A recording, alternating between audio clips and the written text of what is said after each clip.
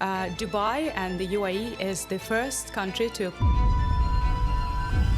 Here, businesses believe that sustainability is a strategic and business advantage.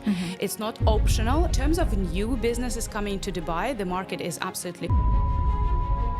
Tell me about your experience as a female co-founder or founder. I feel very safe. I feel very heard and respected when I talk to people. And it doesn't matter who I talk to, whether it's C-level executives or ministers, I feel very comfortable. You don't really need to step out of Dubai to experience life outside Dubai. Yeah. You can pretty much just stay here and have it all.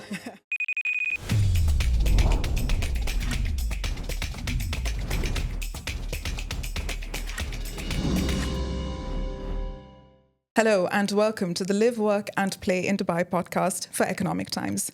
My name is Amandeep and today we're going to dive into some of the industries shaping Dubai's future, from finance and innovation to sustainability and culture. Join us as we uncover insights with industry leaders, businesses and entrepreneurs who are shaping Dubai's future. Joining me today is Sofia Fominova, co-founder of Net Zero, mum to a toddler and, quite like me, a Dubai fangirl. Welcome to the show, Sofia. Thank you so much for having me. I'm very excited to be here. And I am excited to have this wonderful conversation with you. So Net Zero is a company that combines the use of AI and sustainability. So from what I understand, you create AI solutions to optimize sustainability. And both of these are at the top of Dubai's agenda. So tell us a little bit about how the company is promoting both of these topics. Yeah, absolutely. One of the reasons that we love being here is that artificial intelligence and innovation and sustainability as well.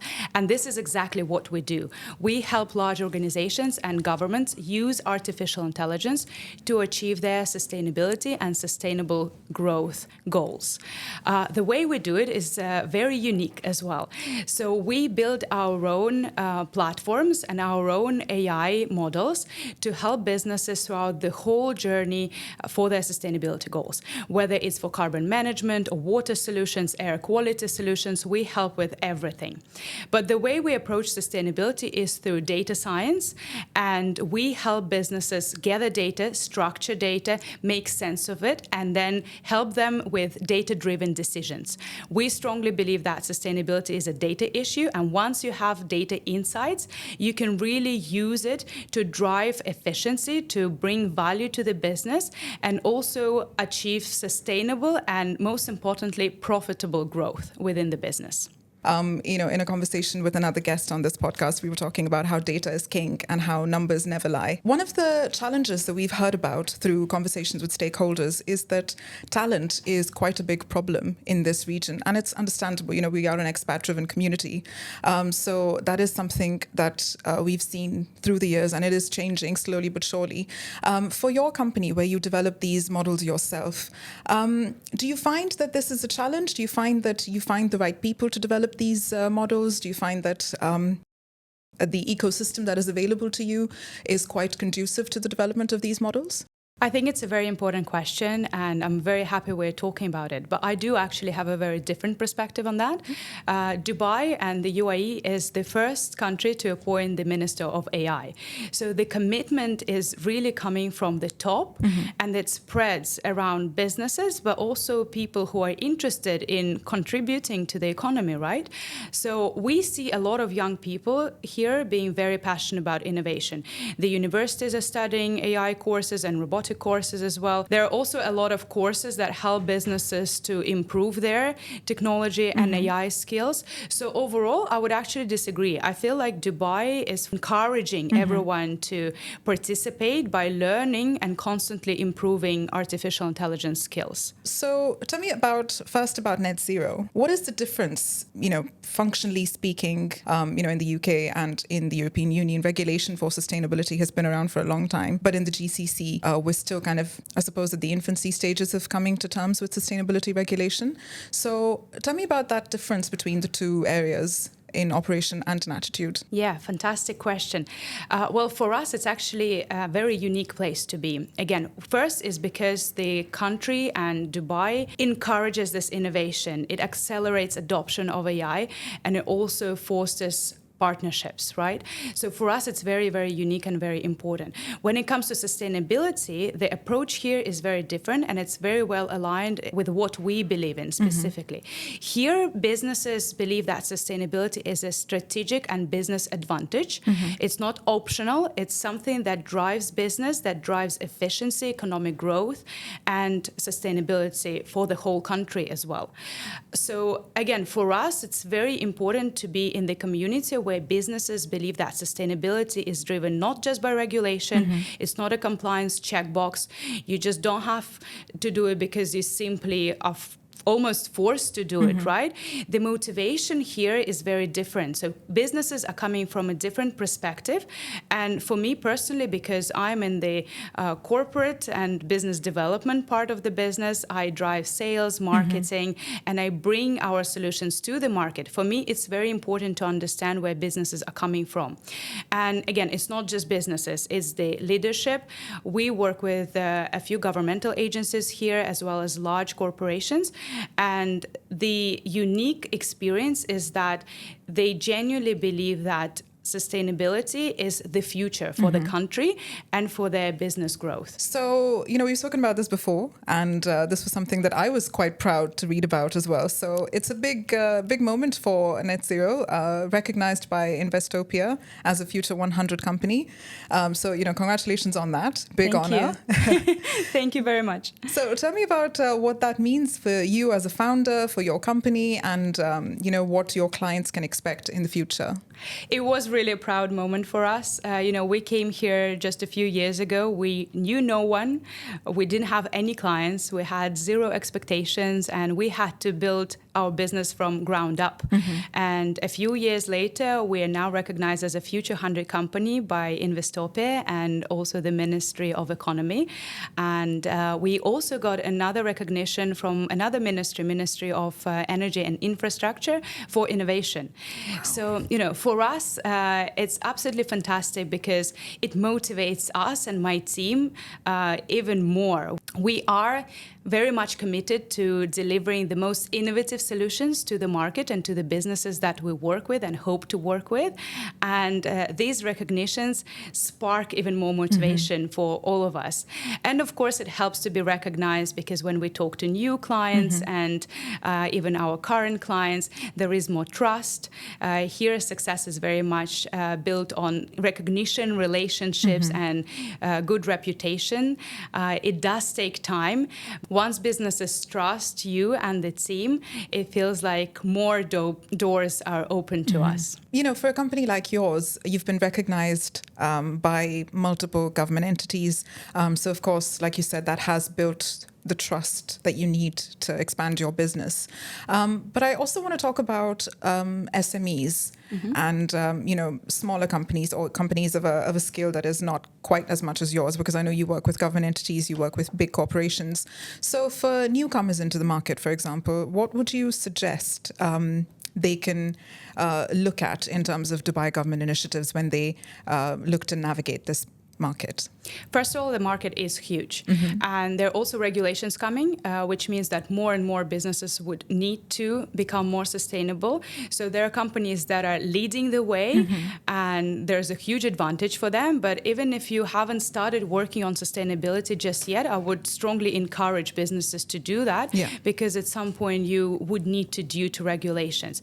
But again, if you're not coming from the regulation point of view, there's a lot that you can uncover in terms of the business opportunities for yourself.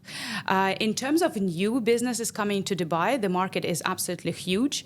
There are a lot of issues that we can be addressing together. Small businesses really have to focus on sustainability and their supply chains as well. So there is really a lot of space to innovate for everyone. And I'm pretty sure that sustainability is going to be one of the biggest business drivers for small and medium businesses as well. That's great. So, companies that may be developing their own AI solutions, for example, any sustainability specific ideas that the government has to kind of support these businesses? Any, specific ones that you can think of? Well, we have been a part of a few accelerators here in Dubai. MIT Design is one of them. We also got a lot of support from the Global Growth Hub. They specifically focus on sustainability industry. We are also a part of C3 and HSBC Accelerator. Again, a lot of support and constant introductions to the new networks, clients and investors as well. And again, they're focused on sustainability specifically. So there's a lot. There's a lot happening in terms of AI and sustainability, or just sustainability, or just AI. If you look at all different events and trainings happening, you can find at least 3 or 4 per week. So again, there's so many different opportunities for you to innovate here, and a lot of support being offered. Tell me about your experience as a female co-founder or founder of this business. So I was brought up traveling around the world, and I've been to Dubai before, and I've traveled across the MENA region and also Asia and the rest of Africa as well. We were invited to come to COP28, again, with zero expectations. And straight away, I walk into the Expo City and I see lots of women in leadership, in the government departments, in businesses. I feel very safe. I feel very heard and respected when I talk to people. And it doesn't matter who I talk to, whether it's C-level executives or ministers, I feel very comfortable. And I feel it's very important to feel confident as well. So when you're given that space to think, space to talk, space to share your own opinion without being worried, that gives you confidence as well. So for me, it has been very different to many other places. And another story I want to share is I feel that here people really give you time to express yourself. Like, for example, in the Western culture, there is a culture of pitching. You meet an investor, you meet a potential client, and you're given, I don't know, a minute to pitch, right? It's elevator pitch, right? And I actually had an experience, not the best one, but when I was around 20 years old, I went to a networking event in London, and I met with a person. I still don't know whether he was an investor or just a random person. And he was like, "What do you do?" And I started explaining what I was doing back at the time. And he said, "Look, I have a minute per pitch. You need to hurry up." And I felt, oh, wow, like I'm actually here not to pitch. You asked me a genuine question, and I'm here to share about my experience and my values and what I believe in. And here it's different. Actually, when I came to COP28, I always keep that story in my mind. And I'm like, okay, I have to talk to many people. I have to share my story. I have to talk about net zero and so on, And I was in a rush. And I feel a lot of people actually told me to stop, breathe, and share more about net zero, because they were as excited as I am. They were not in a rush. They were very genuinely interested in what we have to bring to the market. And I absolutely love that. As a woman, I feel it's so important to be given that space, to feel safe, to feel confident. And for me, this environment is really the best. That's so interesting because, we talk about this to a lot of people, and one of the things that stands out is the aspect of relationship building. And if you're going to be doing elevator pitches to everyone, then you can't build those relationships, can you? So it's very interesting that you point out that people are actually not interested in elevator pitches anymore. They actually want to know what's driving your company and what's driving your value. So that's, I'm sure lots of people would be very happy to hear that, because at the end of the day, we are human, aren't we? Yeah. So it's good to connect with other humans in the industry and to know that there's that human spirit behind such a fast-paced economy. So that's wonderful to hear. It's not transactional here, It really is built on relationship, and people here take time to learn who you are, what you really stand for. And within sales, for example, there is a challenge because the sales cycles for us are slightly longer. But then once companies believe in you, they're with you for a long time. You're growing together, you're innovating together. And again, I personally really appreciate it because for me, it builds a stronger environment for innovation and for working together in the long term. How do you see this landscape evolving in the next, 5 or 10 years for other female founders? We always, as women in business or in any field, we often feel like maybe there's not enough room for everyone. Yeah, I feel like we can always do more when it comes to supporting each other. And I was brought up in the environment where women always supported each other. So I always always feel like there is space for all of us, and we should be supportive of each other, no matter what. Here in Dubai, I feel that there is a lot happening already. For example, every year there is a conference focused specifically on female entrepreneurship called We. There are also pavilions in the Expo City, for example, that encourage women to come and improve their personal and professional skills as well. It's free of charge. It's open to everyone. So if you have time and the desire, you're more than welcome to go there and just keep learning all the time. So there's a lot happening already, I feel. But I do hope to see even more women in the leadership positions. I do hope that there will be more access to financing for women specifically, perhaps female-founded funds focusing on supporting other women financially specifically. I do hope that there will be even more networks and more accelerators, for example, for women as well. And we can always do more. Definitely.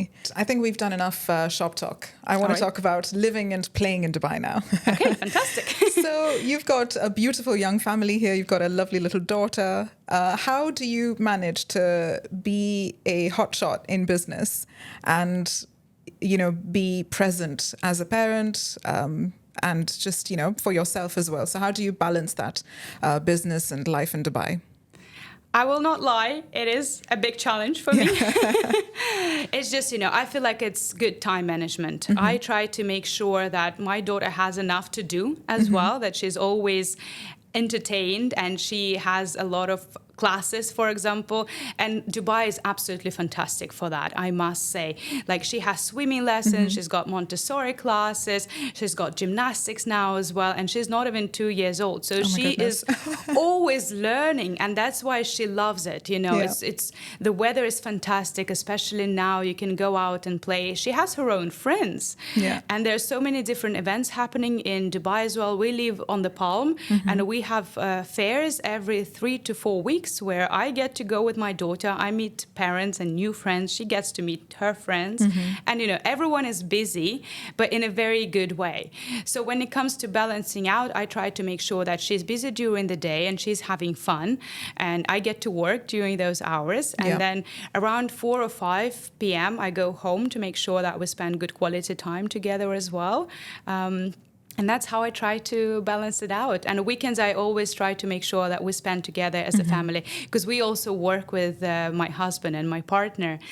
So for us, it's very important to make sure that we put work aside and we allocate time together to spend as a family. That's so interesting that your 2-year-old has such a busy social life, because so I grew up here myself, and it's remarkable the level of transformation that has come about in these extracurricular activities for children. Because we had a buzzing social life with school and things like that. We used to go swimming lessons and everything, but it's just incredible how much Dubai has changed and adapted to the diversity in the people that have come into the city. So I'm glad that you get to have that quality experience over here. Now tell me what you do for yourself.